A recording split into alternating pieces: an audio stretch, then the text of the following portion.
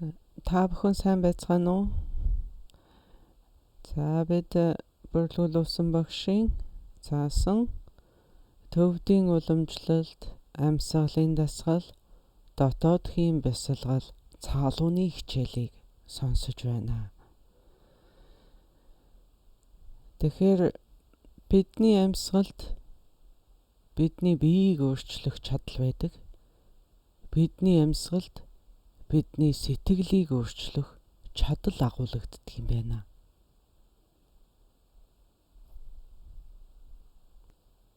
Өнгөрсөн хичээлдээр бид энэ үлзийтэй болон үлзий бусын шинж тэмдгүүдийг таних гэдэг эхний дасгалыг тайлбарлаж өгсөн.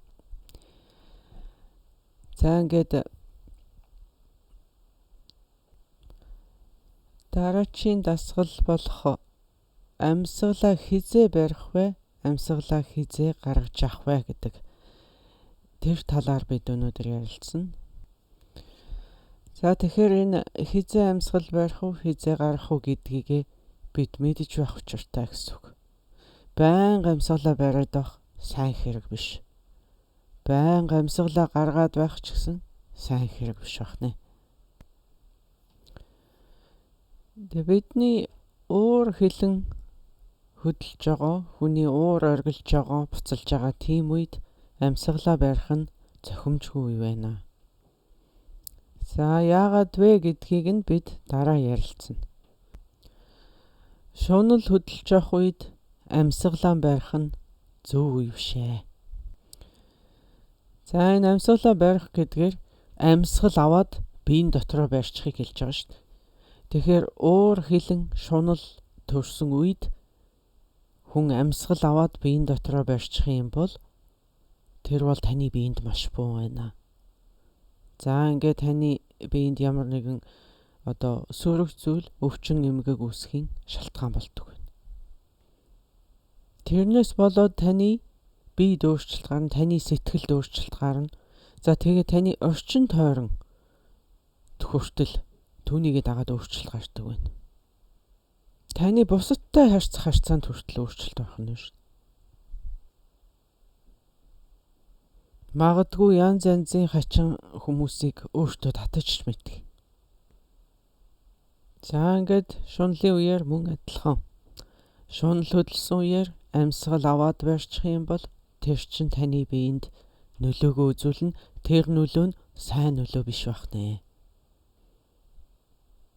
Тэгээ зогсохгүй таны орчин тойрон найз нөхөд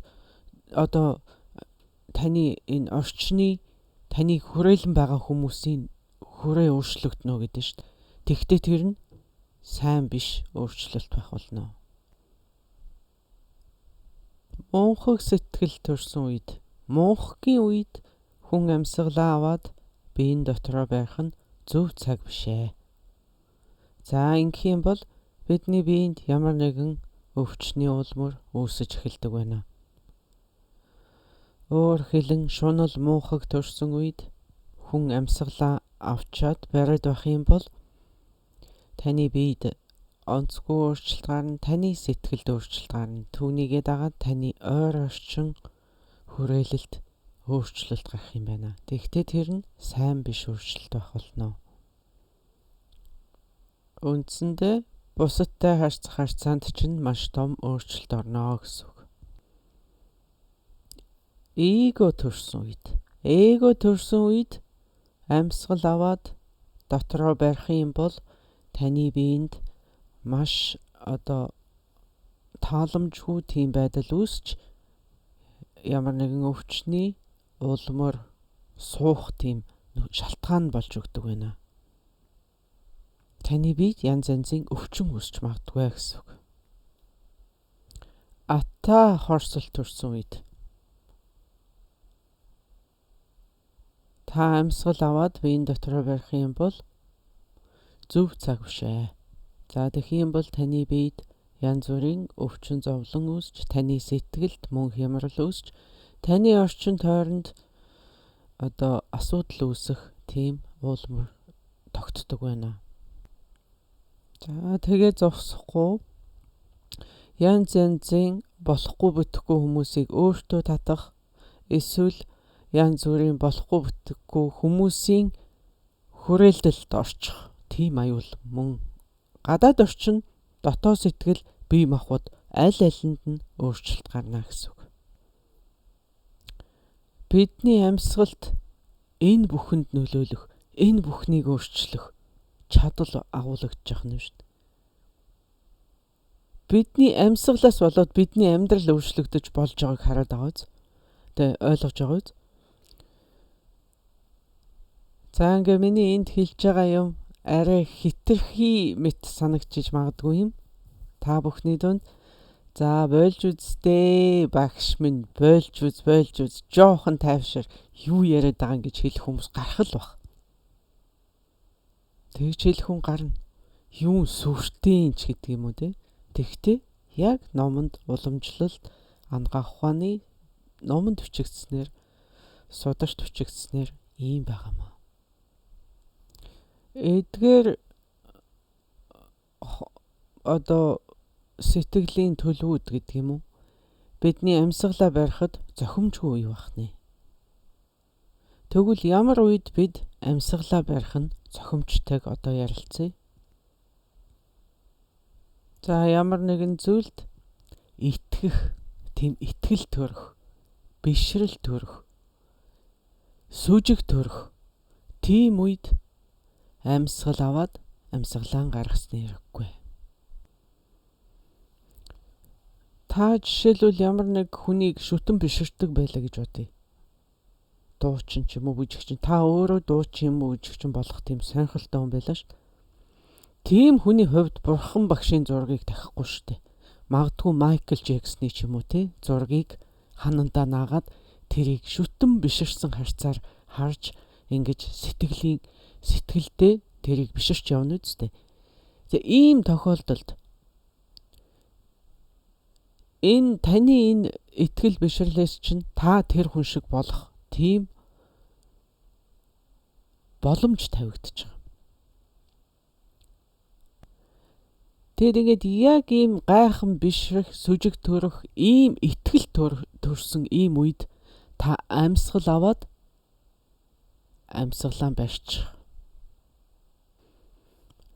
Яагаад ингэж байна гэвэл танд ийм сайхан бишрэл, сүжиг төрсөн. Энэ үед та амьсгалаа гаргачих юм бол тэр шүтэн биширсэн тэр итгэсэн сайхан сэтгэл чинь тантай удаан байхгүй. Гараа явчихна. Өөрөөсөө дээгүүр ийм өндөрт тавьдаг хүнээ хараад бишрэхэд одоо амьсгал аваад барих хэрэгтэй. Тэгвэл мөн түүнтэй адилхан. Өөрөөсөө доогуур ядарсан, ядуу зүдүү өрөвдөлттэй ч юм уу ямар нэгэн байдлаар өөрөөс чинь доогуур тиймэрхүү хүмүүсийг хараад танд энэрл, нэгүсэл, өрөвдөх сэтгэл, хайрлах сэтгэл төрөх юм бол амьсгал аваад дотроо нь барьчихаа. Амьсгалаа бүү гаргах. Энэрл, нэгүсэл төрнө гэдэг чинь энэ зөв сайн эерэг сэтгэл төрж байгаа юм шүү дээ. Та энэ зөв сайн эерэг сэтгэлээ гаргаад явуулчихъя гэж бодохгүй шүү дээ. Хадгалаад үлдэхийг хичээх хэрэгтэй. Тийм учраас энэ бол амьсгалаа гаргах зөв цаг биш ээ. За тагби нанба буюу ариунаар үзэх сэтгэл төрсөн үед. За иймэрхүү сэтгэл голдуу өөртөөгөө энэ тэнцүү өөрийн найз нөхөд ийм өөртөөгөө ийм нэг тэгш зэндааны хүмүүсийг хараад төрдөг сэтгэл байна шүү дээ. За миний найз бол ёстой маш гайхалтай хүн. Тэр надад маш их таалагддаг. Би тэрэнд их дуртай. Энэ бол миний найз гэд. Ийм сэтгэл сайхан ийм багтах, баярлах, дотносох ийм сэтгэл төрсөн үед та амьсгалаа аваад дотроо нь барьчихаа. Энэ бол амьсгалаа гаргах тийм сайн цаг биш байна. Иймэрхүү эерэг, өөдрөг сэтгэл төрсөн үед амьсгалаа гаргачих юм бол тэр чин тантай удаан байхгүй гэдэг шүү дээ. Харин яг эсрэгээр танд сөрөг, нисванас, муу сэтгэлүүд төрсөн үед тэрийг бити дотроо бариа. Та амьсгалаараа гаргач. Амьсгалаа түүгчих хэрэггүй. Амьсгалаад гаргачгаа гэсэн үг. Тэгэхээр цаалууны дадлагаар бид тодорхой биеийн хүчний дадлагаар судлуудаа дадлагжуулна. Бид амьсгалаараа судлуудаа мөн дадлагжуулна. За тэрнээс гадна бид дүрслэл үүсгэн байж энэ дүрслэлийнхаа тусламжтайгаар мөн судлуудаа дасгалжуулдаг байна. Энэ бол цаалууны дадлага. Нэг үгээр хэлэхэд цаалуун гэдэг маань өөрийнхөө судал болон хийг дадуулах ийм хийн бясалгалын хичээл бахнэ. За ингээд яаж дасгалжуулдаг юм бэ гэхээр юуны төрөв бид биеийн хүчний дасгалаар, хоёрдугаарт нь бид амьсгалаараа, гуравдугаарт дүрслэл үүсгэх байдлаар цаалууны дадлагыг хийдэг. Ингэсний дүнд бидний судлууд онгойж, нээгдэж, нээлттэй болоод бидний хий биеэр чөлөөтэй гүйж эхэлдэг байна. Та бүхэнд санаж байгаа бол бидэнд 72,000 судал байгаа шүү дээ. За тэгээд 72,000-аар зогсох уу гэвэл зогсохгүй. Бидэнд өшөө 28 тэрбум жижиг судлууд байгаа. Тэгээд энэ бие махбод гэдэг чинь ерөөсөө л судлуудаар бүтсэн. Тэр чигээрээ судлуудаас бүтсэн зүйл байна шүү дээ. Судлууд хугарахад бид үхдэг. Судлууд сулраад, гимтээд, хугараад ирэхээр бид өтөлдөг. Судлууд гимтээд ирэхээр бид өвчлөдөг. За тийм учраас л бид энэ биеийн хүчний дадлагаар судлуудаа бид онгойлгоод тэгээд амьсгалын дасгалаар бид хийгээ сайхан гүйлгээд тэгээд дүрслэлийн дадлагаар тэр бүглэрсэн, тагларсан, хугарсан, гэмтсэн, тахисан бүх судлуудаа сайхан тэгшилдэг байна. Эмчилнэ гэсэн үг нэгэсний.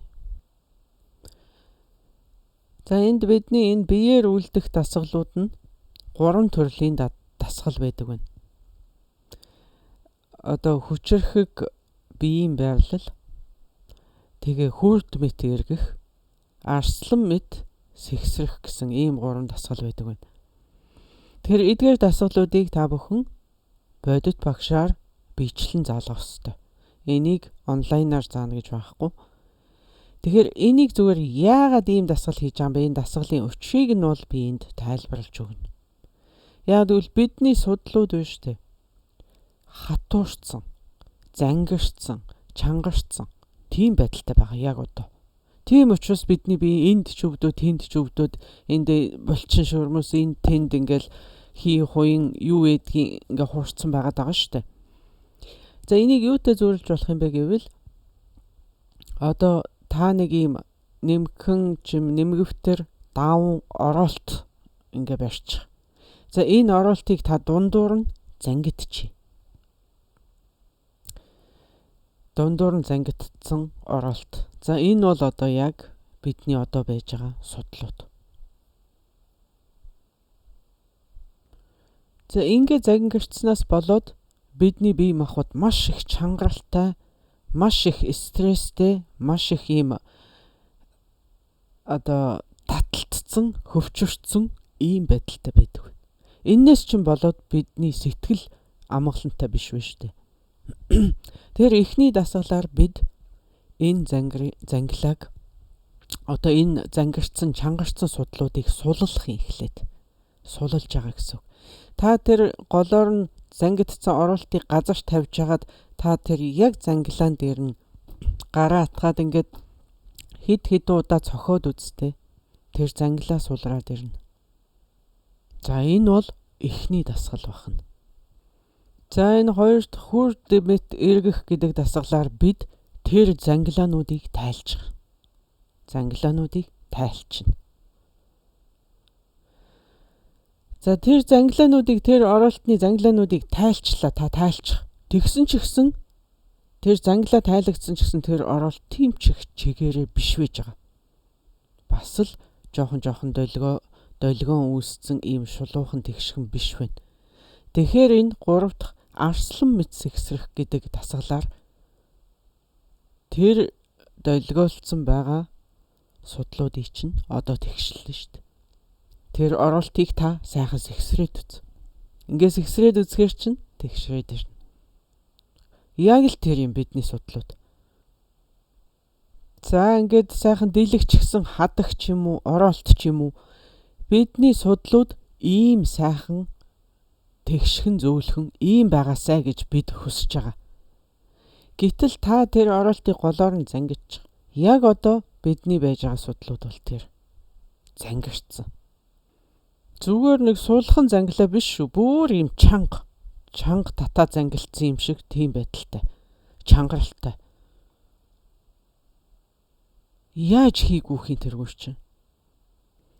Тэгэхээр ийм чанга татаа зангилсан юм чинь хэр баргийн одоо хөнгөн дасгалаар задлчиж болдгоо бахна ш. Тэгэхээр бид энэ чанга цохих ингэж одоо ийм дасгалаар энэ зангилааг нь сулруулж байгаад энэ хүчрхэг биеийн байрал гэдэг дасгалаар зангилаануудыг тайлж агаад за тэгээд хүрд мэт эргэх гэдэг дасгалаар бид одоо судлуудаа унгойлгоод за тэгээд арслан мэт сэгсрэх гэдэг дасгалаар бид тэгшилж авдаг байна. Тэгээд зангилаагийн тайлчсан хойно ч гэсэн энэ судлнууд чинь бүр нэг сайхан тэгш эрүүл тийм биш вэ шүү. Тэгэхээр тэр арслан мэт сэгсрэх гэдэг дасгалаар тэр чинь сайхан сэгсрээд тэгшлээд авдаг байх. За бүдүүлгээр тайлбарлахад нэг иймэрхүү. Эдгээр дасгалуудыг бид эхлээд ямар нэгэн амьсгал барихгүйгээр хийдэг. Тэгээ дараа нь бид амьсгалаа барих замаар мөн хийдэг. Хийгээд сураад ирэхээр амьсгалаа барьж байгаад хийдэг байна шүү дээ. За ингээд амьсгалаа барих замаар хийх одоо тусгай техник байгаа. Тэргээр ингээд хийхээр бидний биений энэ бүх зангирал чангарал тайлагдаад суулгаад ирдэг байна. Суулхан чөлөөтэй. Хий чөлөөтэй гүйж байгаа нь мэдрэгддэг. Эдгээр дасгалыг эхлээд амьсгалгүйгээр дараа нь амьсгалаа барих гаргах тийм одоо гаргахтай хослуулан байж хийж гүйцэтгэдэг байна. За ингээд энэ эцэст бидний судлууд онгойж одоо илүү тэгширч засагдж ирдэг байна. За ингээд үүний дараа бидний хийх дасгал бол одоо дотоод хийм бясалгал дөрслөл үүсгэх замаар бид дотоод хийм бясалгал хийдэг. За энэ бясалгалыг хийх зааварчилгааг би та бүхэнд товчхон хэлж өгье. За ингээд ерөнхийдөө цаалууны дадлагыг хийхэд одоо бид яг альва нэгэн тантрын дадлага хийдэг ёсоор 9 удаагийн амьсгал авна. За тэгээд инэрл нэгүсэл сайхан сэтгэл бод сэтгэлийн дадлага өөрчилсөн бэлтгэлийн бүх дадлагуудаа хийнэ. За тэдгээрийг ингээд бүгднгийн ёс журмаар нь хийж дуусаад тэгээд бид цаалуун тэглээгийн багш нарт мөрөгдөг. За ингээд цаалуун тэглээгийн багш нарт мөрөхдөө бид заавал алгаан хавсарч мөрөгдгөө. Энэ удаад бид зүгээр гараа өвдгөн дээрээ тавьж агаад багш нартаа залбирдаг. За ийм залбирал мэдхгүй бол өөрийнхөө багшийг орой дээрээ залж агаад тэгээд бас багштай залбирч болно. За ингээд дамжлагын лам нар гэж байгаа бол танд ийм уламжилсан дамжлага байгаа бол тэдгээр дамжлагын багш нарыг мөн бодож болно. Оройдоо залнаа. За тэгээд дадлага бясалгалаа эхлэх юм бол таны дадлага бясалгал маш эрчтэй, хүчтэй тэгээд хурдцтай болж ирэх юм а. Тэдний ажилтад гэдэг бол маш их нөлөөтэй. Тэгэд ер нь таны одоо гаргаж байгаа амжилт болгон тэдний ажилтад гэж үздэг. За тэгээд ийм дэс дараалтаа явагдана гэж хэлж өгч штэ. За тэгээд багштай мөрөгсний дараа яах вэ гэхээр одоо бид дүрслэлээ үүсгэнэ. За үүний тулд өөрийгөө улаан юм уу, хөх өнгөтэй, тунгалаг, гэрлэн бий болсноор дүрслэнэ. Миний бие улаан юм уу, хөх өнгөтэй, гэрлэн бий болсон байна. За улаан өнгөтэй үлээдэг шаар мэт гэж бодож бас болно. Та бүхэн үлээдэг шаарн бөмбөлгийг санаж байгаа бол ингээд доторх нь бас гэрэлтэд харагдж идэг штэ. Тэр хүн шиг тийм тунгалаг шаар. Тэр мэт ийм гэрлэн бий болсон байна.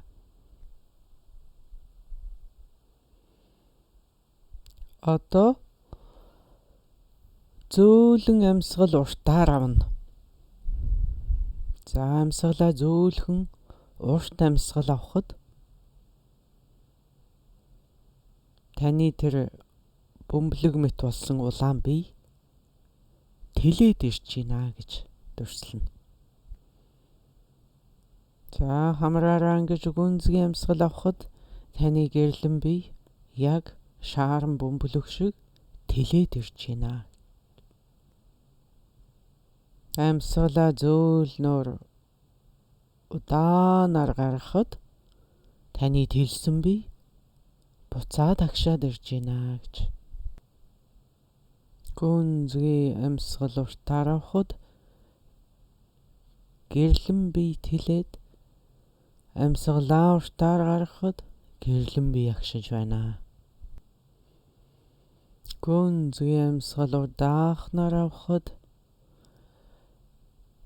таны бие агаараар дүүрээд тэлж байна.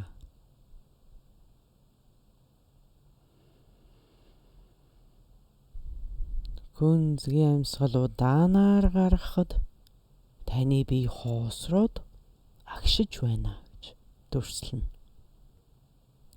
Яг л шаарн бөмбөлөг мэт. Тэлнэ, агшина. Өөрийн биеийг улаан өнгөтэй гэрлэн бий болсноор дүрслэнэ. Нуруугаан ихцэлж гэрлэн бий болсноор дүрслэнэ. Одоо биеийн голоор таны биеийн голоор гол судал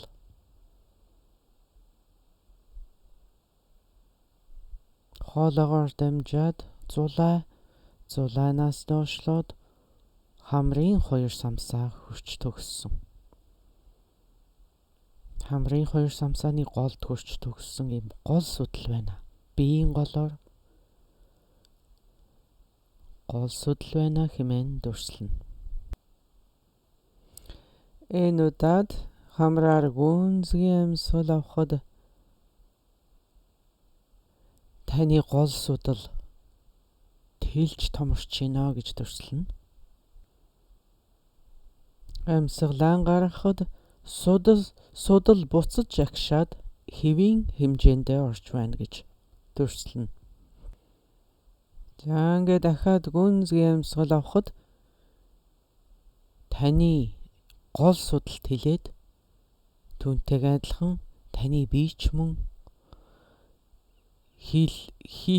хийлэгдсэн шаар мэт бөмбөлөг мэт тэлж байна гэж дүрслэнэ. Амьсгалаа гаргахад таны гол судал агшаад таны бие мөн агшиж хэвийн хэмжээндээ орж байна гэж дүрслэнэ. За амьсгал авлаа. Амьсгалаа гаргалаа. Дахиад амьсгал авлаа. Гол судал тэлнэ. Бие мөн тэлнэ. Амьсгалаа гаргахад гол судал агшиж бие ч мөн агшиж байна. Өөрийн биеийг улаан өнгөтэй гэрлэн бий болсноор дүрслэнэ. Биеийн голоор гол судал мөн улаан өнгөтэй хоосон гэрлэн байх үзэгдэж байна. Гол судал зулаагаас эхлээд нууцын хүрд хүртэл үргэлжилсэн. Дээд үзүүр нь зулаагаас дугуйрч ирээд хамрын 2 самсааны угт хүрч төгссөн байна.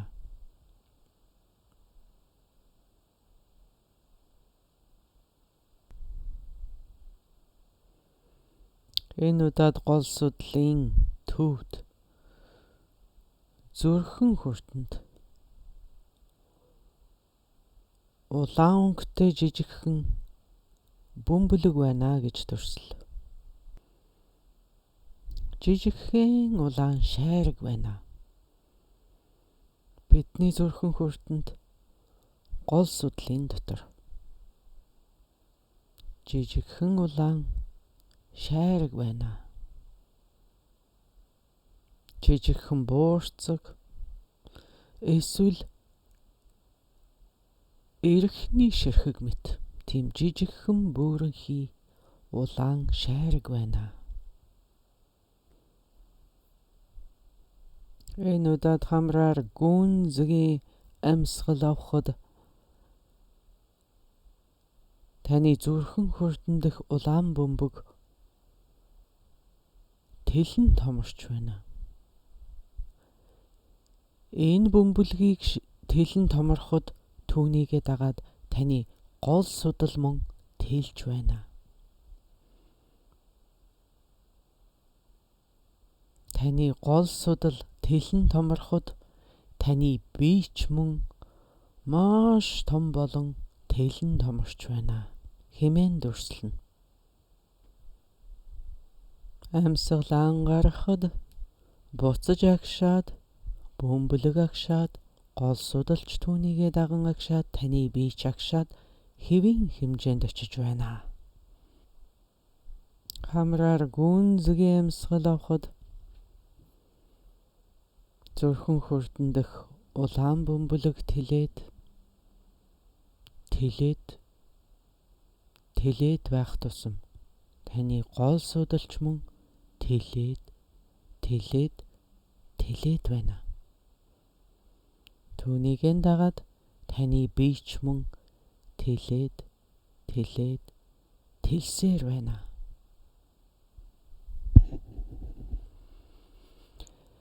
Амьсгалан гарахад буцаж агшсаар хэвийн хэмжээнд очиж байна хэмээн дүрслэнэ.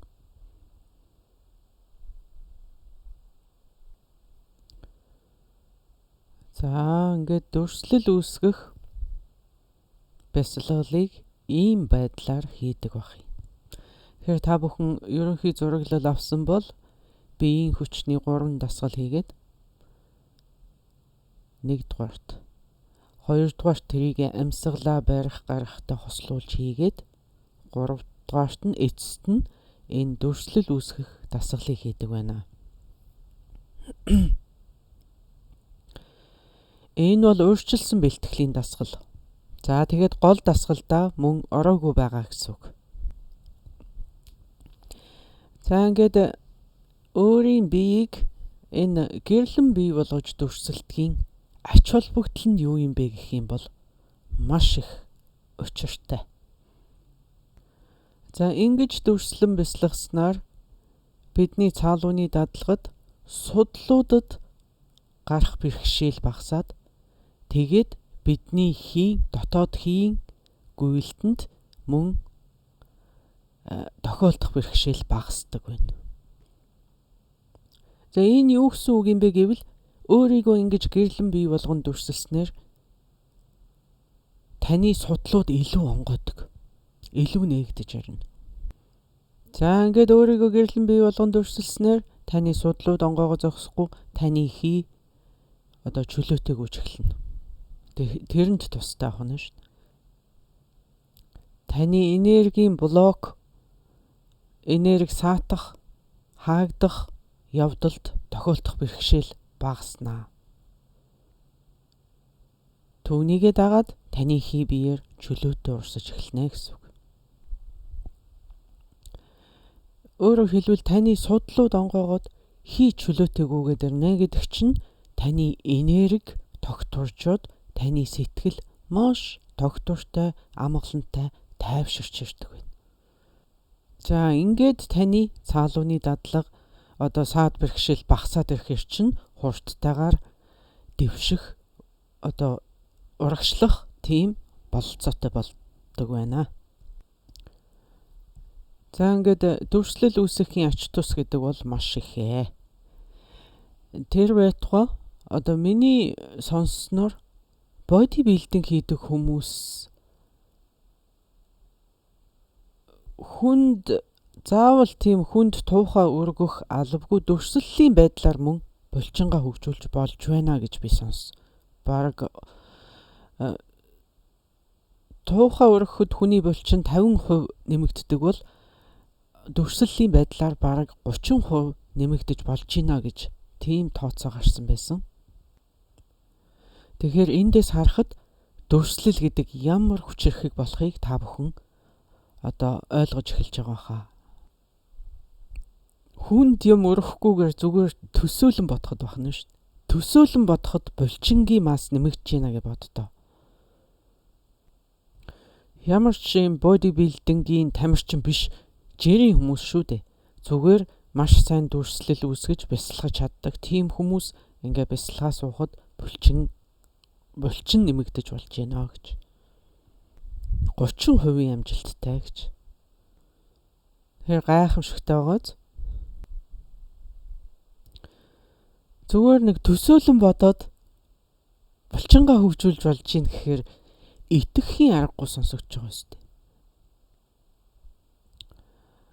За ингээд бид биеийнхаа голоор 3 судал дүрсэлдэг. Энэ 3 судлын баруун судал улаан. Энэ бол гал махбодтой. Зүүн судал цагаан. Энэ бол усан махбодтой. Бидний гол судал хар хөхөнгөт. Энэ бол хий махбодтой. Бидний энэ бие махбод гэдэг юунаас бүтснийг та бүхэн ойлгож байна уу? Бидэнд ингээд 5 махбод байгаа шүү дээ.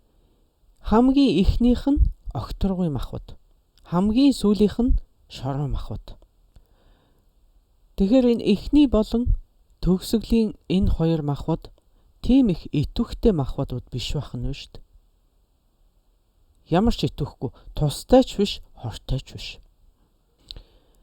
Энийг бол чимээгүй махбодууд гэх юм уу? Нөө дуугүй гээгүүлэгч гэж байдаг ш тэрүүн шиг гэсэн үг. Тэгэхээр үлдэж байгаа энэ 3 махбод нь гал ус хий. Хамгийн идэвхтэй 3 махбод энэ байна. Бидэнд амьдралыг өгж идэг 3 махбод чинь энэ голын 3 бахна шүү дээ.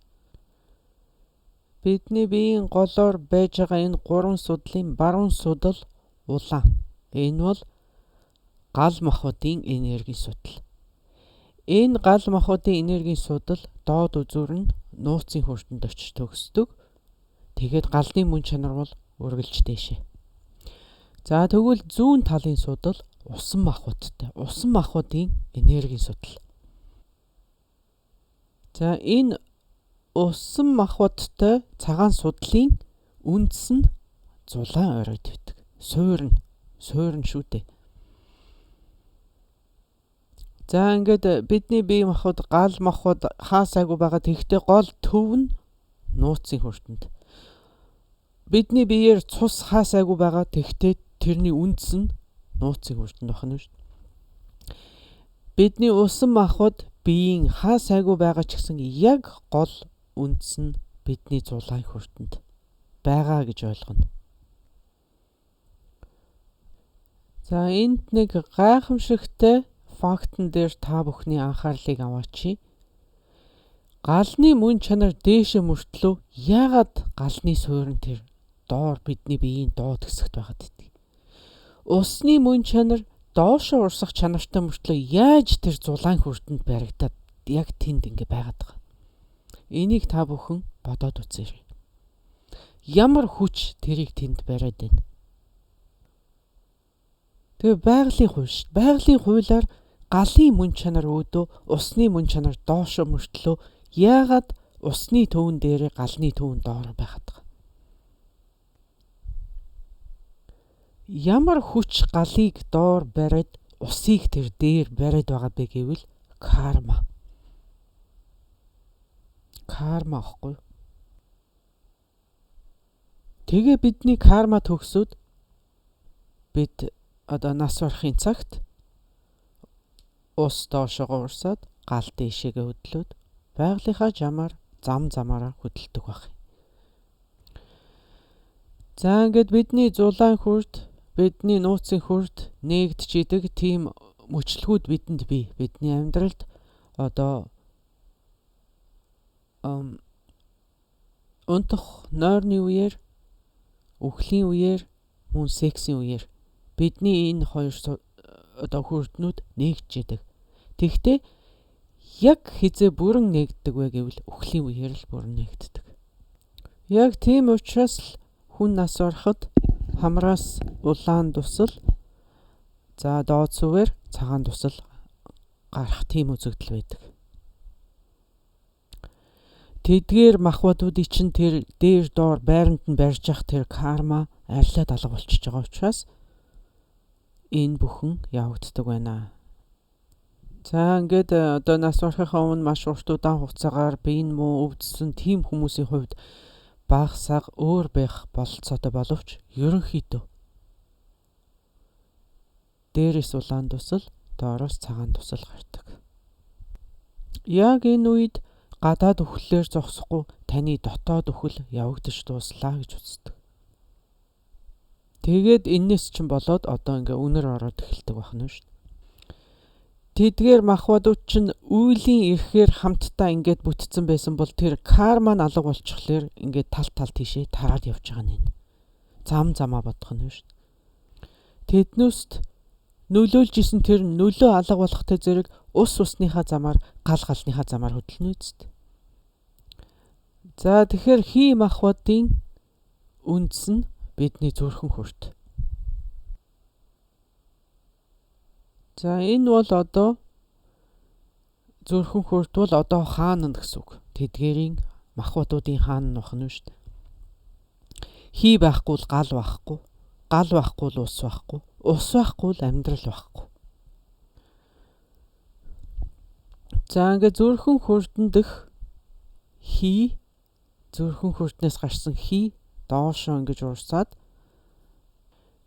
бидний нууцын хүртэнд хүрэхэд тэндээс одоо нөгөө гал өдөөгч энэ хийний чинь тусламжтайгаар гал өдөөгч ясаад дээш хөдлөнө. Галны мөн чанар дээш учраас дээш хөдлөнө. Ингээд галын энерги дээш өгсөд зулайн ороод хүрэхэд тэр гал өдөөгч хийсгэрх нь биш, гал өдөөгч хийсгэрээд дээшээ ингээд хөдлөхтэй зэрэг ингээд зулайн хүртэнд хүрэхэд зулайн хүртний усан махбод хайлаад урсдаг бах юм доошоо. Эхний тушаалыг өгдөг хэн өгж ийна гэхээр зүрхэн хүрт. Дараачийн тушаалыг хэн өгж ийна гэхээр нууцын хүрт. Тэгээ 3 дахь тушаалыг хэн өгж ийна гэхээр зулайн хүрт.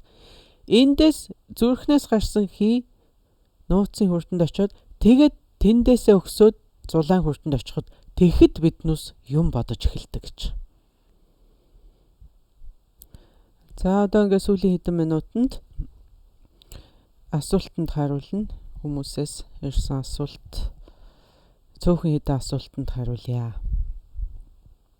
За ингээд эхний асуулт. Римбуче.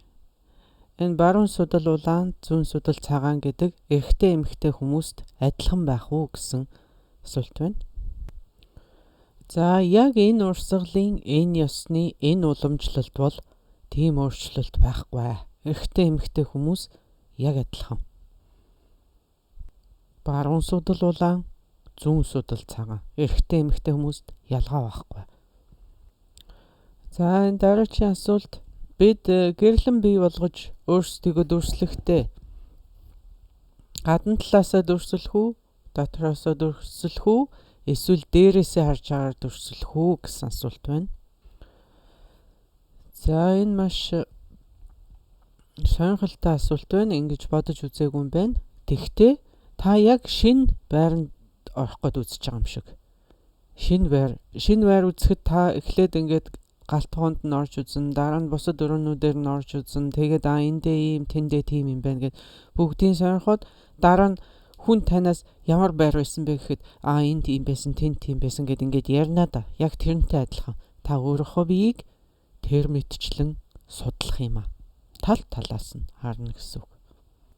Сайн үнэхээр үзээ сонирхсан бол танд хэлэх хариулт чинь шууд гарч ёстой дээрээс нь доошоод баруунаас нь зүүн тийшээ гаднаас нь дотгошоо хүртэл бүгдийг хэлж чаднаа да. Тэрнтэй адилхан тэр мэтчлэн судлах хэрэгтэй. За ингээд зарим хүмүүсийн хувьд үнэхэрийн төсөөлөхөд амаргүй байгаа бол одоо хаанаас эхэлж төсөөлөх вэ гэдгийг та өөрөө шийд. Энийг бол та өөрөө шийдээд яавал танд амар байна. Амархан төсөөлж дурсалж чадхаар байна. Тэр маягаараа төсөөлж болно.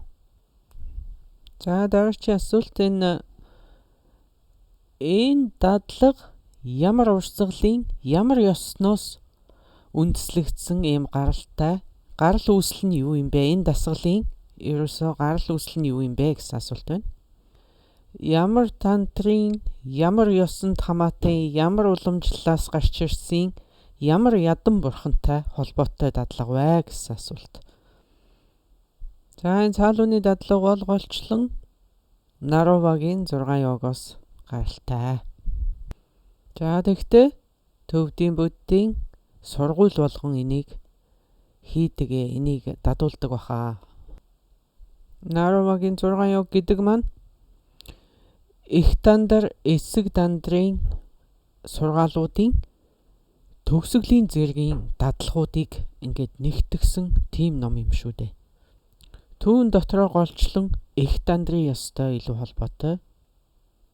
За тэгээд энэ хичээлийнхаа эхэнд хэлсэн ёсоор 6 йогийн эхний йог дотоодын гал гэдэг йогны дадлагын нэгэн хэсэг нь цаалуу юм а гэж би хэлсэн. Энд миний энэ зааж байгаа зүйл одоо энэ онлын хэсгийг би ганцхан номноос аваагүй. Би энийг олон янзын номыг уншиж тэрэн дундаас гаргаж ирсэн юм а. Тэгэхээр энэ миний энд ярьж байгаа зүйл ганцхан тэр урсгалын тэр номонд тохирсон гэж зөгцнөө гэж бол хэлж болохгүй юм. Миний хувьд би өөрөө бол ерөөсөө төвдийн буддийн ёс болгоны сургаалыг одоо судалж үзсэн. Тэгээ миний гол дадлага бол дотоодын гал. Гэхдээ энд яг аль сургуулийн номоор энэ номноос гарч ирсэн сургаал вэ гэх юм бол би Наровагийн 6 йог гэж хэлнэ. За ингээд гарчдвийн урсгал, гарчдвийн дөрвөн урсгал гэгчлэн дадуулдаг, жононгийн урсгал дадуулдаг. За ингээд гэлүгагийн урсгал ч гэсэн Наровагийн 6 йогийг тэд дадуулдаг. Энэ ямар ядан бурхантай холбоотой юм бэ гэсэн асуултанд бол одоо дээд амгалант чакра самбаратай илүү холбоотой гэж би хариулна. Яагаад гэвэл дээд амгалант их дандрын ёсны хаан юм шүү дээ. За дараагийн асуулт энэ барууныхны асуулт байна. Сарын ихэн гэдэг маань шин сар юм уу, бүтэн сар юм уу гэсэн асуулт. За энэ монголчуудын хувьд бол шиний нэгэн гэж ярьдаг учраас биднээс хаанаас сар эхлэх вэ гэдгийг бид тодорхой мэддэг. Энэ барууныханд шиний нэгэн, шиний 15 гэсэн ойлголт байдаггүй учраас энэ асуултыг асуусан юм шиг байна. Гэхдээ энийг тодруулан хэлэхэд яг шин сар гарахаас эхлээд шиний нэгэн гэж тооцогдно гэж. Дараагийн асуулт Римбуче та энэ бие хэл сэтгэл гэдгийн хэл нь бол биеийн дотроо багтана гэж нэг ярьсан. За энэ яг юу гэсэн үг юм бэ? Тэгээ хэл гэдэг нь одоо хий юм уу? Хэл гэдэг нь хэрвээ хий бол яагаад гэсэн асуулт байна. За ингээд бидэнд гадаад бие хэл сэтгэл, дотоод бие хэл сэтгэл одоо нууцын бие хэл сэтгэл гэж байгаа. Заримдаа бие сэтгэл гэж хоёрхан юмыг яриад, заримдаа бие хэл сэтгэл гэж гурван юм болгож яриад байгаа. Энийний чинь бие хэл хоёр нь нэгэн зүйл юм. Уг нь бол нэгдчихэж байгаа хэл нь биеийн дотроо багтчихж байгаа гэж ойлгоно. За тэгэхээр ингээд судрын ёсонд голдуу бүдүүн бие хэл сэтгэлийг дадуулдаг. Тэрэн дотроо бүдүүн сэтгэлийг голчлон дадуулдаг. Тэгвэл тарны ёсонд нарийн бие, нарийн хэл, нарийн сэтгэлийг дадуулдаг. Тэрэн дотроо голчлон нарийн биеэ дадуулдаг гэсэн үг. Нарийн бие гэдэг маань юу гэлэхээр 72,000 судал, 21,600 амьсгал. Энийг ингээд зүүрлээд аваад үзэх юм бол бүдүүн бие сэтгэл гэдэг чинь яг энэ орчлон дээрх эрэм хоёр хүмүүсийн хоорондын хайр дурлалтай адилхан. Ингээд зөөрлсөнд уушлаараа тэгтээ эрэм хоёр хүмүүсийн хоорондын хайр дурлал бол энэ насанд л үүссэн зүйл байхгүй. Тийм их гүнзгий барилдлага байхгүй гэсэн үг. Тэгэхээр энэ хайр насны эцэс хүртэл үргэлжлэх үү гэвэл маш хэцүү. За энэ дотор одоо онцгой тохиолдлууд байхыг үгүйсэхгүй зарим хүмүүс үнэхэрийн насан туршдаа сайхан амьдардаг үгүйсэхгүй. Тэр бол одоо өвөрмөц тохиолдлууд гэхдээ ерөнхийдөө бол энэ хайр насны эцэс хүртэл хүрэх үү гэвэл хүрэхгүй. Хамгийн дээдл нь 3 жил болно. За ингээ 3 жилийн дараа бидний батарей дууснаа гэсэн үг. Энерги нь барагдаа дуусчих нь шүү дээ. Шавхагч нь. Бидний энэ хайр гэдэг чинь ийм нэг хүчрхэг энерги байгаад эн чинь ингээд багассаар байгаа дуусчихна. За энэ ингээ 3-аас илүү жил энэ энерги стил үргэлжлээд байна гэвэл ямар нэг юм буруу болсон байна л гэсэн үг. За ингээ танд ямар ч буруу юм байхгүй ч гэж мэднэ. Тэг би тоглоомор хэлж байгаа шүү. Тэгэхээр одоо нэх өөртөө тусгаж нааж авсны хэрэггүй. Өөртөө бити нэх ойрхон тусгаж аваарай. Миний хэлэх гээд байгаа зүйл бол энэ хайр дурлалын энерги чинь тийм айхтар гүнээс гарч ирээгүй учраас маш гүйхэн бахна шүү. Урт удаан хугацааны аялал хийхэд хүрэлцэхгүй. Тэгтээ тэрэн дунд гайхалтай өвөрмөц хүмүүс байхыг үгүйсэхгүй. Магадгүй тэрний нэг нь та эсвэл хэн нэгэн ч байх бололцоот. Бидний бүдүүн энерги бол яг л юм байх. Яа гэвэл энэ бүдүүн энерги барагдаж шавхагдахдаа маш амархан байх нь шүү. Батарей нэх хурдан дуусчдаг л гэсэн үг. Тэгэхээр энэнийг цааш нь үргэлжлүүлээд байхын тулд та цэнэглээл явж явах хэрэгтэй байна шүү. За ингээ би нэг эмэгтэй дурлаа эсвэл тэр надад дурлаа гэж бодъё. Энэ хайр дурлалыг би энэ чигээр нь ингээ байлгаад яа гэх юм бол байнга цэнгэлж явах шаардлагатай. За энийг яаж цэнгэлэх юм бэ гэвэл одоо ойлгомжтой ш. Би одоо тэрэнд байнга цэцэг өгөөл ингээл байнга уцтаал. За хоолоо идсэн үү? Яасан ийсэн? Чи хичнээн сайхан, би чамд хичнээн хайртай. Ба да you know одоо ингээл байнга уцтаж сануулж шалгаж ингэж байх шаардлагатай. Ингэж ижил би цэнэгээ жоох нэмээд яваад байгаа юм л. Чи хичнээн сайхан, чамаагаа хичнээн санаж байна. За ингээл одоо мессеж явуулаад төрсөн өдөр тиймч баяр, иймч баяр, иймч бэлэг, иймч одоо цэцэг гэл ингээл явж байхаас шүү. Ямар ч арга байхгүй. Тэгжэл жоохон цэнэг оруулж байгаа. Өдөр болгон хизээч уцтахаа мартахгүй. За тэгэл баяр тэмдэглэн, энийг ч авч өгнө, тэрийг ч бэлэглэн. Дүү да гэл ёстой ингээл явж өгнө дөө. Тэхгүй юм бол цэнгэн дуусчнаа гэдэг шүү дээ.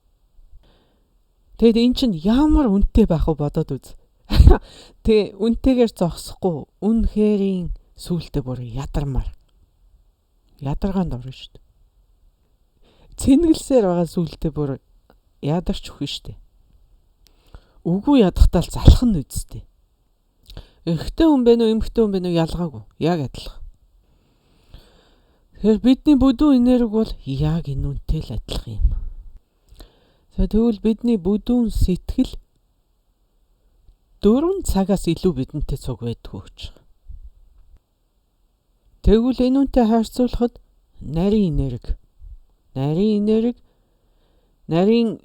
сэтгэл, нарийн энерги туслана.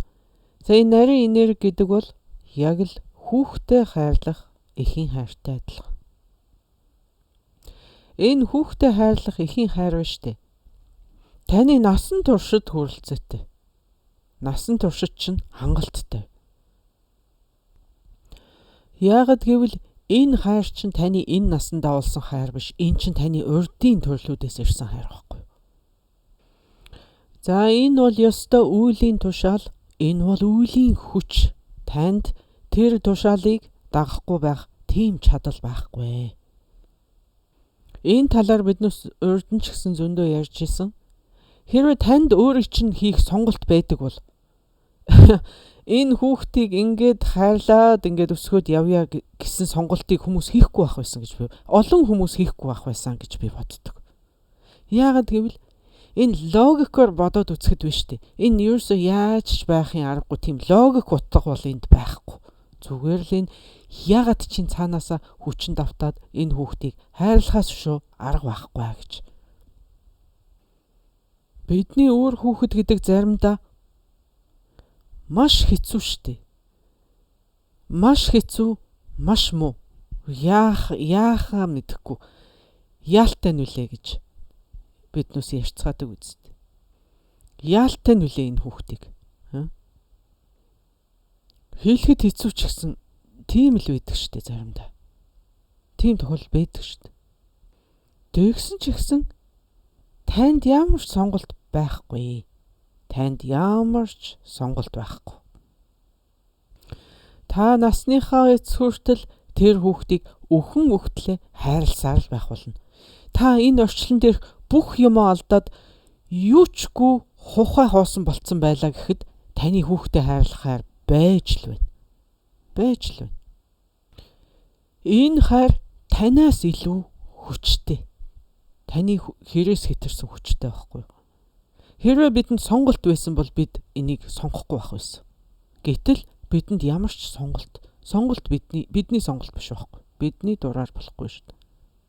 Сонголт биднүүсийн гарт байсан бол бид аль хэзээ ингээ аячих байсан. Гэтэл даанч сонголт бидний дураар болохгүй байна. Олон хүмүүс дэх байсан. Яа гэвэл ямар хэрэгтэй юм бидэнд өөр хүүхэд. Биднээс ингээл асраал энэ халамжлал байна. Тэгээд эцэст нь яах юм? Тэднээс баг баярлаач гэж хэлэхгүй шүү нэрээ. Энд ямар ч логик утга бол байхгүй. Ёстой байгалийнхаа жамаар байгалийн хүчин давтаад үеийн тушаалыг биелүүлээл явж байгаа гэхээс шүү. Ямар ч логик утга энд байхгүй. Энэ бол бизнес биш. Бизнес байсан бол энэ шиг ашиггүй бизнес гэж байхгүй шүү. За юутай ч гэсэн өөр хүүхдэд хайрлахаар маш гүнээс гарч ирдэг учраас таны энэ аяллыг төгсдөл хүрэлцээтэй, таны энэ насыг дуустал хүрэлцээтэй. Энэ бол яг л бидний нарийн энергитэй адилхан юм. Тантрын дадлагыг хийнэ гэдэг чинь яг өөр хүүхдэд хайрлах хайрыг л дадуулж байгаатай адилхан. Энэ чинь танд угаасаа заяачихсан танд өөрчн байж байгаа тэр хүчийг л та өөрийнхөө зорилгод ашиглаж байгаа байхгүй. За ингээд маш нарийн бие сэтгэлийн хувьд энэ бол Бурхны лагшин зарлиг таалал 3 юм. Бурхны лагшин зарлиг тааллын хувьд энэ 3 бол хизээч салангад 3 зүйл биш ээ. Тэгж л ойлго. Энэ бол ерөөсөө нэг бүхэл зүйл байхгүй. Нэгэн бүхэл зүйлийн өөр чанаруудыг нь л хэлж байгаа. Нэг чанарыг нь лагшин гээд нэг өөр чанарыг нь зарлиг гээл өөр нэг чанарыг нь бид таалал гээд нэрлэж байгаа юм л та. Тэрнээс биш 3 тусдаа ийм 3 өөр зүйлийг хэлж байгаа биш ээ гэж ойлгох хэрэгтэй. За дараагийн асуулт. Ингээд нар дэлхийг тойрох юм уу? За ингээд дэлхийн нарыг тойроход жил болоод жилдээ 4 улирал байдаг.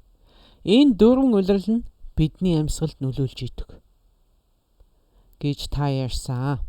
Тэгэхээр энэ дэлхийн экватор дээр амьдардаг хүмүүсийн хувьд яах вэ? Тэдэнд ч одоо 4 улирал гэж байхгүй шүү дээ. Ганцхан үргэл зунаараа байдаг тийм газрын хүмүүс яах вэ гэсэн асуулт байна.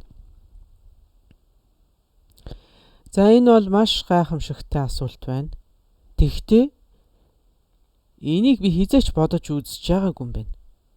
Тэгээд энэ асуултанд яаж хариулахаа би мэдэхгүй. Энийг бид одоо судалж шинжилгэл хэрэгтэй баг.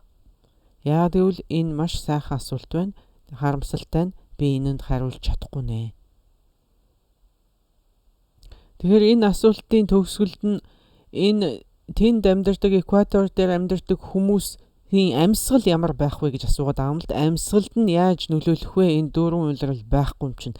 Тэднээс биднээс илүү урт насалдаг юм уу? Илүү богино насалдаг юм уу? Яадаг вэ гэсэн асуулт байгаа. Тэгэхээр энэ асуултанд би үнэхээр хариулж чадахгүй байна гэж багшилж байна. За энд өгөх надад сайн хариулт байхгүй. Тэгвэл нэг зүйлийг хэлэхэд одоо өвөл бол өдөр богино шөнө урт байдаг. Зум бол өдөр урт шөнө богино байдаг. Хавар намар өдөр шөнө хоёр яг тэнцэж ирдэг.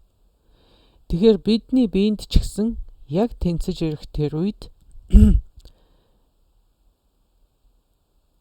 одоо бидний авах амьсгал, өдөрт авах амьсгал 24 амьсгалаар уртсаад ирэхэд өдөр уртсаж идэг. Өдөр уртсахтай тэгж давхцдаг. 24 амьсгал уртсаад ирэх нь шүү дээ өдрийн цагт. Тэгээд богиносох үед нь мөн 24 амьсгалаар богиносч явдаг байна. Тэгэхээр бидний амьсгал тэнцвэрчж байгаа тэр үе бол хамгийн сайн үе гэд бодоод үзэхээр тэгэхээр зарим энэ ертөнцийн зарим газарт бараг 6 сар хүртэл шүн болтгоо тийм газар хүртэл байдаг гэж би сонссон. Эсвэл ерөөсө 4 цаг өдөр байдаг тийм газар хүртэл байдаг гэж сонссон. Тэгэхээр яг тийм газруудад одоо хүний бие ямар байх вэ? Хүний амьсгалд яаж нөлөөлөх вэ? Тэрийг бол би үнэндээ хэлж мэдэхгүй байна. Надад нэг их сайн хариултын далгаа. Би одоо янзаар л бодож үзэх шаардлагатай юм шиг байгаа. Тэгтээ яг одоогийн байдлаар надад хариулт алгаа. За дараагийн асуулт. Энэ яг тэр өдөр тодорхой нэгэн өдөр миний аль самсаа онгорхой байна гэдгийг яг яаж мэдэх юм бэ гэсэн асуулт байна. За энэ асуултанд хариулахын тулд та аль зүг рүү харж унтдаг вэ гэдэг маш чухал. За хэрвээ та үнэхээр бурхан багшийн тэр арслан хэвтэлтээр баруун талаараа нойрсож дадсан хүн бол өглөөс ирэхэд чинь автоматар зүүн самсаа онгорхой байгаа шүү дээ. Биднээс баруун талаараа хэвтгэхэд бидний зүүн самсаа онгодог шүү дээ. Тэгэхээр тийм тохиолдолд та өглөө босоод тэртээ тэргүй зүүн самсаа онгорхой байгаа юм чинь өглөө босоод нэг аяг ус удагсан уу ядагсан. Тэгээд ингээд нуруугаа ихцлээд суугаа хэдэн минут бол. Тэгээ хэдэн минут болсныхоо дараа алгаа ингээд залбирч байгаа мэт хамран доороо ингэж тулгаж барьж агаад тэгээд амьсгалаад үзэхээр алганы чинь арт тал руу амьсгал гарч ийн үү? Алганы чинь одоо дээд тал руу амьсгал гарч ийн үү гэдг нь мэдрэгдэнэ. За тэгж шалгадаг.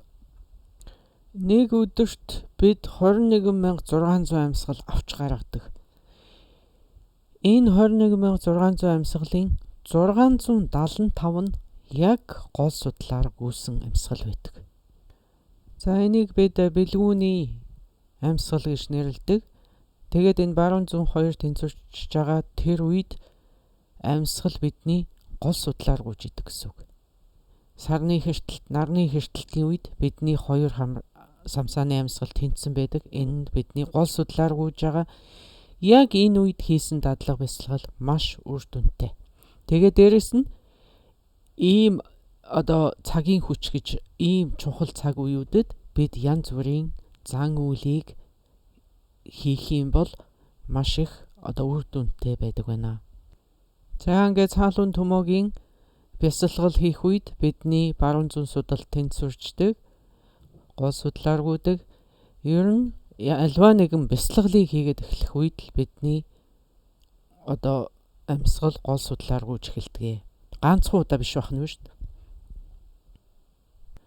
Тэгэхээр ингээд баруун зүүн судал тэнцвэрч нь ямар хэрэгтэй юм бэ гэхээр бидний энэ давлгаа багасаад ирж байгаа. Сэтгэлийн давлгаа багасаад ирдэг гэсэн үг.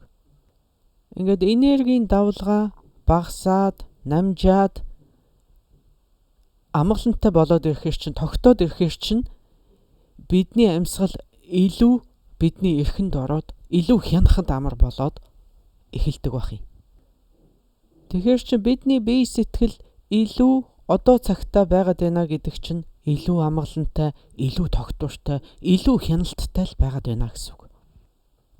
Илүү хяналттай байна гэдэг нь тэгэхээр юу гэсэн үг юм бэ гэвэл би илүү чөлөөтэй, илүү дураараа тийм болж ирж байгаа юм л гэсэн үг юм.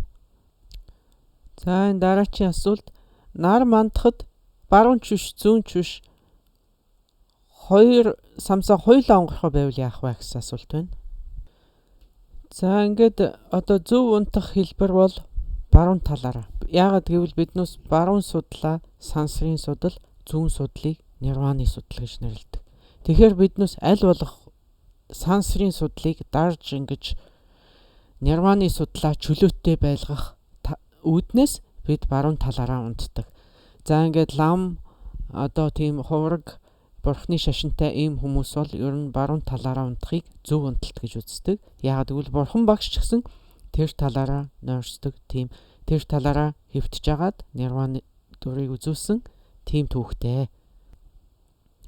Тэгэхээр одоо сэрэнгүүтээ хэрвээ та тэгж унтсан бол сэрэнгүүтээ босоо суухаар чинь автоматар таны зүүн судал онгорох байгаа. Тэгэхээр та нэг их айхтар хөдөлгөөн хийхгүйгээр хэдэн минут болж байгаад шалгаад үзэхээр аль нэг судал нь онгорхоо байгаа нь мэдрэгдэнэ.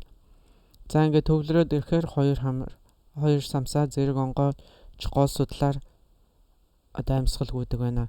Хэрвээ та өвчтэй биш бол аль нэг судал нь заавал тэгж онгорхоо байх нь шүү дээ. Хэрвээ та хоёр хамар хоёулаа таглараастай байна гэвэл энэ та өвчний улмаас тийм байгаа учраас хэлхийн арга байхгүй маа. Тэгэхээр таны аль нэг самсаа гарцаа байхгүй төрүүлж онгойно. Энэ бол одоо байгалийн жам, энэ байгалаасаа ийм дарааллаар одоо ингээд загвар бүтсэн. Бид одоо ингээд бүтсэн байх нь шүү дээ. Тэгэхээр таны амьсгал, таны ирээдүйн тухай мэдээллийг, таны өнгөрсний тухай мэдээллийг хадгалж байдгийн илэрхийлэл нь энэ юм аа. Таны хамрын аль самсаагаар агаар гүйжина гэдгээс биднээс энэ байгалийн тухай мэдээлэл, энэ амьдралын тухай мэдээллийг олж авч болж байгаа үстэй. Энэ үнэхээр гайхамшигтай биш гэж үү? За цаалуун төмөөгийн дадлагын хувьд баруун зүүн хоёр судал тэнцвэрчсэн байх энэ үе бол хамгийн гайхамшигтай үе юм аа. Зүүн судал онгорхой байх нь хоёр дахь сайн үе, харин баруун судал онгорхой байх нь тийм ч сайн үе биш бахнэ. За ингэж үздэг байна. Тэгэхээр бидний хамгийн сайн сонголт бол хоёр самсаа зэрэг онгорхой байх нь илүү сайн. За тийм боломж байхгүй бол ядаж зүүн самсаа онгорхой байх нь их сайн тооцогддог байна. За ингээд ийм сайн цагт бид амьсгал барих, амьсгал гаргах, энэ амьсгалын дасгал хийвэл их сайн үр дүнтэй. Энд ингээд юр бусын тохиолдлууд байхыг би ерөөсөө үгүйсэхгүй байгаа шүү. Зарим өвөрмөц тохиолдолд баруун самсаа онгорхой байх нь ч илүү дээр тийм тохиолдлууд бас бий. Тэрийг бол би одоо маргахгүй, үгүйсэхгүй. За энэ дараагийн асуулт Римбучи, та сексийн энергийн талаар бидэнд ярьж өгөөч гэсэн асуулт байна. За энэ бол одоо маш их цаг орох асуудал. Тэгэхдээ би одоо товчхон хариулахыг хичээе. Хүн одоо сексийн мэдрэмжийг ерөөсө зөвхөн секс хийснээр авдаггүй. За бид 5 метр хүнхээ альгүйр нь сексийн мэдрэмжийг авч болдгоо. Тэгэхээр сексийн энерги гэж одоо юу яригадаад байна вэ гэхээр 5 мэдрэхүйн тусламжтайгаар бидний биед ийм энерги үүсчихэж байгаа. Энерги үүсээд тэр энерги чинь тусламжтайгаар бидний биед гал махбод аривдаад ирдэг. За ингээ галын энерги аривдаад ирэхээр энэ халуун бүлийн элчинд чинь бидний одоо туслууд хайлаад энэ туслууд ингээд хайлах тэр акшн танд ийм маш таашаалтай мэдрэмжийг төрүүлж идэг. Тэгэхээр энийг бид одоо 5 мэдрэхүйн альгүйр нь авч болох нь шүү дээ. Сайхан дуу сонсох, сайхан үг сонсох, сайхан зүйл харах, үзэх, үзэсгэлэнтэй хүн харах, сайхан зүйлийг амтлах, хүрэлцэх, үнэрлэх бүгднгээр нь бид энэ таашаалыг авч болдог. Энэ 5 мэдрэхүйн таашаал чинь бүгдээрээ сексийн таашаал шүү дээ. Үнэн хэрэгтэй. Тэгэхээр сексийн таашаал гэхээр л нэг секс хийж авдаг таашаалыг хэлж байгаа юм биш бахан. Одоо нөгөө талаас нь аваад үзэхэд хэрвээ танд энэ сексийн энерги гэдэг ийм энерги байгаагүй бол та сайхан дуу сонсоод ч уурахгүй, та сайхан зүйл сонсоод сайхан зүйл үзээд ч та уурахгүй, танд ийм уурах хайлах тийм таашаалтай сэтгэл огт төрөхгүй нэ шүү дээ. За ингээд ийм хүмүүсийн хооронд хийдэг энэ сексийн үйл бол одоо хамгийн бүдүүн хэлбэрийн секс юм аа. Хамгийн бүдүүн хэлбэрийн адгуус амьтан ч гэсэн энийг хийж л байдаг. Тийм л зүйл шүү дээ. Ингэж хэлсэнд уучлаарай. Тэгтээ заавал энэнгүүгээр амьдрч болохгүй гэсэн үг бол ерөөсөө биш юм. Тарны буддизмд секс гэдэг ойлголт бол маш өргөн ойлголт. Энэ бол зүгээр л бидний мэддэг тэр бүдүүн хэлбэрийн сексийг хэлж байгаа юм биш. Энэ бол маш өргөн, маш өргөн авгаа ойлголт юм аа. Сайхан цэнхэр тэнгэр далай тэнгис харах ч гэсэн таашаал өгдөг шүү дээ бидэнд. Тэр чинь мөн л адилхан сексийн таашаал юм. Яагаад ингэж хэлж байна гэхээр бидний бие махбод дотор явагдаж байгаа тэр энергийн хөдөлгөөн нь яг адилхан бахна шүү дээ. Тийм учраас энийг бид таашаал гэж нэрлэдэг. За тэгээд бас нэг зүйл байгаа энд мартаж болохгүй. Инээд хошигнолоос бид маш их таашаалыг авдаг. Энэ бол одоо бидэнд маш их энэ сексийн энергийг өгч идэг зүйл байна. Хүү хаа гэд биднээс ингээд янз янзын юм яриад, янз янзын хүмүүстэй ингээд хошигноод им гоё одоо хошигнож ингэж инээлтэж их зугаатай байдаг ш. Тэр ч гэсэн бидэнд маш их таашаалыг амсуулж идэг байна. Тэр ч гэсэн секс бахна ш. Тэгээд тийм их сайхан таашаалтай биш байсан бол биднээс ингээд тэр ингээд инээж хөгжилдөөд байж ахыг ч гэсэн тийм их айхтар хүсэхгүй байх байсан. Энд чинь бидэнд маш их таашаалыг өгдөг учраас бид энийг дуртай байдаг шүү дээ. За ингээд хүрэлцэхүйн таашаал. Хин нэгэн хүн над хүрэх, илэх, тэврэх үнэхэрийн таашаалтай. За ингээд массаж хийлгэх зэрэг нь бол гарцаа байхгүй шүү дээ. Гарцаа байхгүй энэ бол сайхан таашаалтай зүйл. Ханаа төрсөн биеийн суларчсан хүнийг сайхан халуун тэврэхэд ханиад нь хурдан идэж ийн гэдэг юм шүү дээ. Илаашруулах үстэй байна шүү дээ. Тэгэхээр энэ сэтгэлийн таашаал бол одоо бидний илүү нарийн түвшний секс. Тэгтэл энэ бол бас л сексийн энерги. За ингээд энэ бүдүүн хэлбэрийн сексийн үйл ажиллагааг хийхгүй байлаа ч гэсэн сэтгэлийн нарийн түвшиндээ бид ингээд сайхан зүйлд баярлах, талархах, инээх, хошигнох ийм байдлаар бид сэтгэлийн нарийн түвшинд сексийн энергийг олж идэх л баг.